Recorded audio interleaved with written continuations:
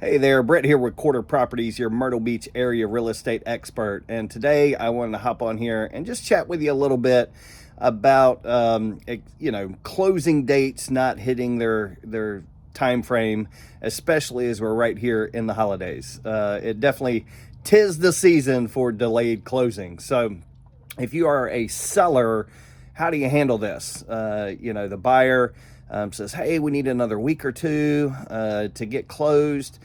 Should you consider this, and what are your options? Okay. So obviously there's the main pro to granting an extension to your potential buyer is that ultimately, hopefully you achieve your goal, right? And that's to close on your house and collect on the payment for your closing price. So that is the ultimate pro to accomplish that goal. But there are definitely some cons to this. One, stress and uncertainty. If the buyer asks for an extension, will it actually happen? So that's going to come with another layer of stress and uncertainty. Obviously, there could be some cost, holding costs, taxes, insurance, mortgage, those kind of things. You could also have some cost.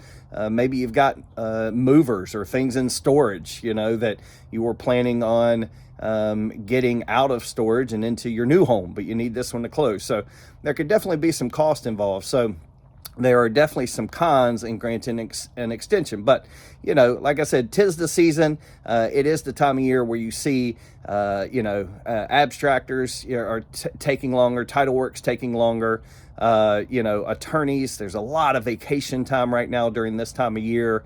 Lenders with vacation time. There's just a lot of, I'd love to say people were fully focused on their business at hand, but there is a lot, there are a lot of potential delays, especially due to a lot of vacations going on, and everything just seems to take a little bit longer. So, when we look at, risks to you, hey, is the deal, is it going to close or not? And how do you handle it? Well, I'd say when you look at it, especially if there's financing involved, has the buyer taken all the right steps, to this point? Are all their documents in hand? Has the appraisal been ordered, and has it come back already? And did it come back good? Termite inspection, did it come back good? Has the buyer taken all the necessary steps, and then, hey, it's just looking like title work, or the attorneys got backed up and they're having to reschedule, those kind of things.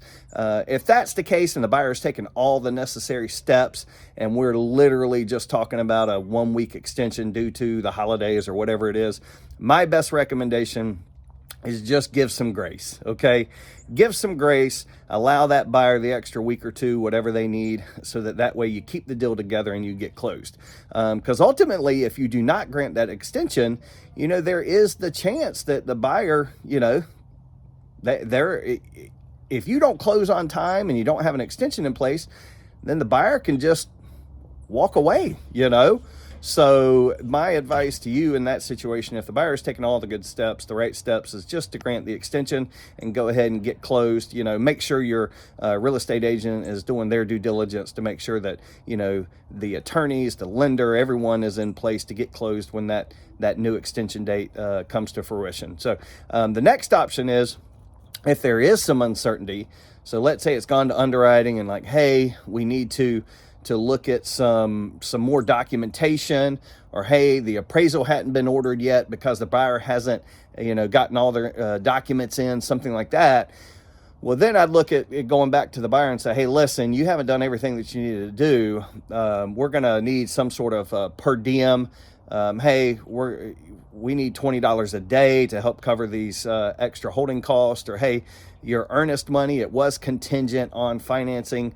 We need to, and I recommend this a lot, is like, hey, we need to go ahead and key an addendum saying, hey, your earnest money is not going to be contingent anymore. It's a non-refundable deposit.